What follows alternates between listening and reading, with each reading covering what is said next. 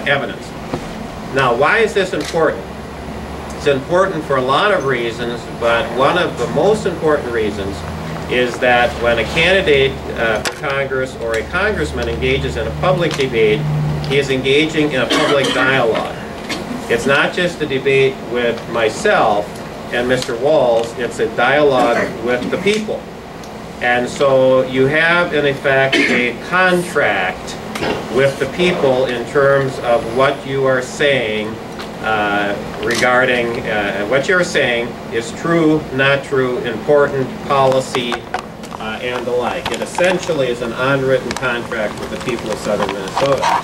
It also, of course, is a matter of a clash of ideas between the two debaters. So when Mr. Walz says something that is patently untrue, that is a false accusation against somebody else, in this case myself, it is a matter of utmost seriousness. And that is why I decided to call this press conference and have taken the time to travel here to talk about it. And having said that, I'd like to go to my prepared statement, and after that I'd welcome any questions regarding what is being said. I am today calling on Tim Walz to retract and apologize for the false veteran benefits claim that he made last Thursday in Byron, Minnesota. At the first congressional debate held September 27th in Byron, Minnesota, Tim Walz accused myself, Alan Quist, of having said that I wanted to cut veterans' benefits. I responded by saying that was not true, indicating that was not my position, and that I had never said what Mr. Walz claimed I had said. Tim Walz defended his accusation by indicating that he had a tape that verified his statement. Later that day, the Journal, which is the New Ulm newspaper, asked the Walz campaign for substantiation for Walz's claim. That's in the Journal, September 28, 2012. In response, the Walz campaign referenced a particular almanac pre-primary debate that was held last April. And then I give in my press statement the URL for the where people can access the almanac debate, and that will be up on our web page as soon as we can get it there. But a transcript of the statement in question made by myself, Alan Quist, in that debate, when asked about Social Security, Medicare, and veterans benefits, reads as follows, and I quote, "The biggest threat to entitlement spending is the out-of-control spending of the federal government. We are less than 6 years away from where Greece is today, and when you approach default, then you are in a position where you can't honor any of your commitments. So I am saying we have to balance the budget, we have to do so in 6 years or less, and that is the only way to protect entitlements and to protect our national defense spending." Unquote. That is, the supposed evidence cited by the Walz campaign actually verifies my own position, namely that my position is protecting entitlements, including veterans benefits, not cutting them. The accusation made by Tim Walz is shown to be without verification and therefore without merit. Now let me add to this. In debate, one of the rules is that anyone making an accusation assumes the burden of proof. And if I, let's say in a debate, make an accusation against somebody, I assume the burden of being able to give good evidence for what I'm saying. The person making the accusation assumes the burden of proof. Our courts of law operate the same way. That whoever is making the accusation assumes the burden of proof to demonstrate, give hard evidence that the accusation is true. And so Mr. Walz, by accusing me, assumed the burden of proof. He has no proof. In fact, I have made numerous statements in many town halls indicating very clearly that it is my position that we have to get our financial house in order, because if we do not, eventually we will find ourselves in a position where we can't meet our obligations. And so my whole orientation is protecting Social Security and Medicare and and veterans benefits and national defense and everything else.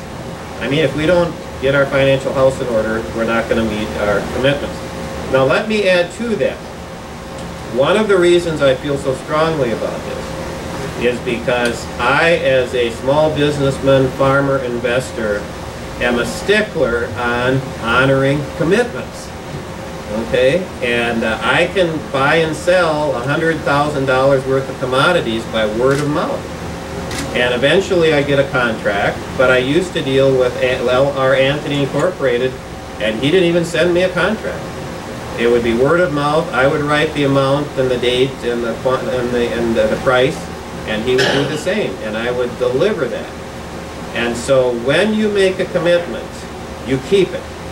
And when the government, federal government makes a commitment to senior citizens, veterans, or whomever it is, you enter into a commitment, you enter into a contract, you keep it. And I have no sympathy at all for any suggestion that we don't keep our commitments. To me, that is anathema. And so when I am accused of saying that I am not willing to meet our commitments to anyone, whether it's veterans or anyone else, obviously you are rubbing me the wrong way, because I am the exact opposite of that.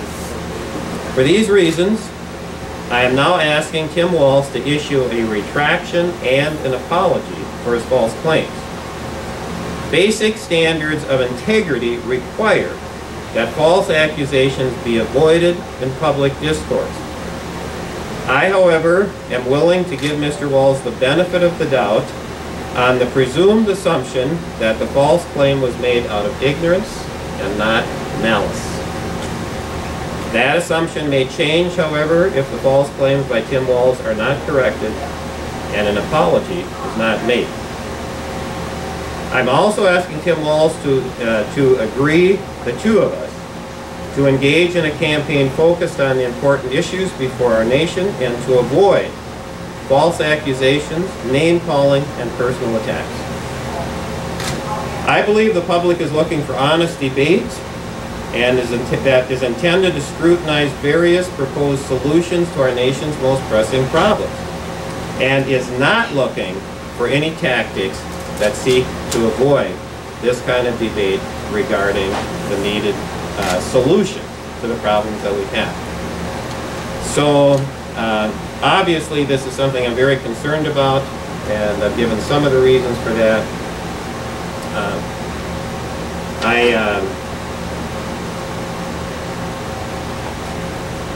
I received, just as I was coming in, I answered a call from another member of the media who reported to me the response of Mr. Walz, and I'm not sure if I should mention that because it would be secondhand. I think I will take the position that because it's secondhand, I probably will be silent. If I'd heard something from Mr. Walz myself, I would tell you what he said, but I don't have that. But anyone, any members of media, I presume, can find out for themselves what he said. I will say this: he avoided the issue. That I can say. He avoided the issue and chose to address other matters.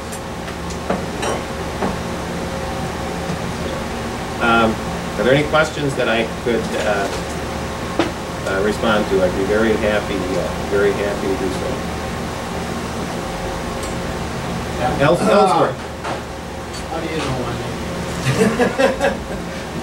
name? Ellsworth, how could I not know your name? You're one of these unforgettable people.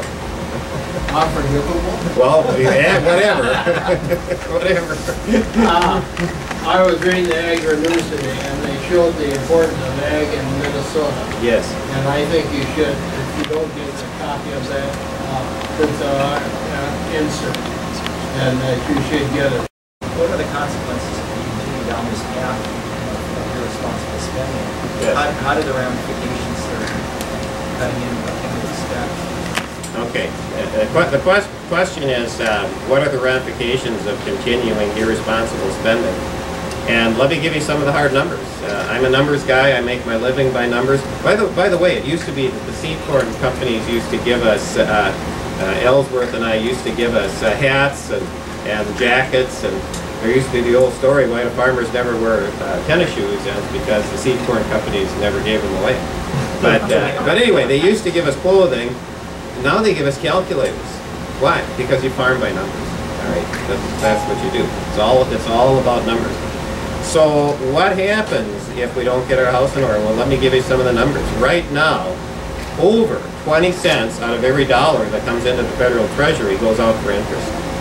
And this isn't interest for capital expenditures, which Ellsworth and I know very, very well. This is operating interest. In other words, this is interest on a wrapper. Given current trends, in 2 years, 2014, 25 cents out of every dollar that comes into the federal treasury is going to be going out for interest. And that's at bargain basement interest rates. Now, the Congressional Budget Office is predicting that interest on 10-year treasuries is going to double by 2016. Are they right? Who knows? Whenever you're predicting the future, you are on thin ice, but I just want you to know that is their prediction. And we're not going to have rock bottom interest rates forever. So, but even at bargain basement prices, we are essentially wasting 1/4 of every dollar we collect. What does that mean? It means this Congress has practiced extraordinary financial irresponsibility. And I wish I were overstating that. I am not. It is extraordinary. And we absolutely have to get our house in order. And that means reducing spending, and it means taking the shackles off of free enterprise so that free enterprise can flourish and start creating some new jobs. So that's part of where we're at. Ellsworth, go ahead. There's been a lot said about foreign aid. Yes. A lot of these countries, the heads of them, and I've had statistics where heads up in Swiss bank, you know. Yes. And the other thing is that they give $2 billion a year. These countries aren't as big as a state in the United States. Okay. How many states in this country would appreciate a $2 billion gift? Yeah. Well, again, the question is how about foreign aid? And let me be explicit here. 4 years ago, when President Obama took office, approximately $10.5 billion went for foreign economic aid. I'm not counting the military. That's another big hunt for foreign aid. Okay, today that's up to almost 21 billion. In other words, our foreign aid non-military has almost doubled in the last 4 years. Now, this comes at a time when we're adding over $1 trillion every year to our national debt. Any businessman knows that when you are spending money you don't have and the red ink is growing exponentially, you don't double spending that you don't need to make. So here too, we're talking about extraordinary irresponsibility on the part of the federal government. And ultimately the Congress is appropriating that money. And I do not believe you can justify that kind of expenditure. And I have real reservations about a lot of foreign aid anyway. But you sure can't double it. Then Mr. Walz, for instance, wants to double food stamp funding from less than $200 billion 4 years ago to $400 billion today. When the program is run so terribly, we don't have any way of knowing if the people getting food stamps are the people who need them. And I want you to know, I'm not a critic of food stamps. Okay, I think we should have food stamps for people that need them. But we have to have a system where we can identify where they're going and know they're going in the right place. In addition, the incentives are all wrong. The incentives are to get people onto welfare food stamps rather than get them off. I mean, wise government policy is going to focus on getting people off of food stamps, off of welfare, not getting them on. And let me just add one more comment to that, and then I'd love to have more questions. In the Minnesota legislature, 1984 and 85, I was the guy that authored the bill that discontinued a welfare department called Economic Security working very, very closely with Governor Rudy Perpich, a Democrat.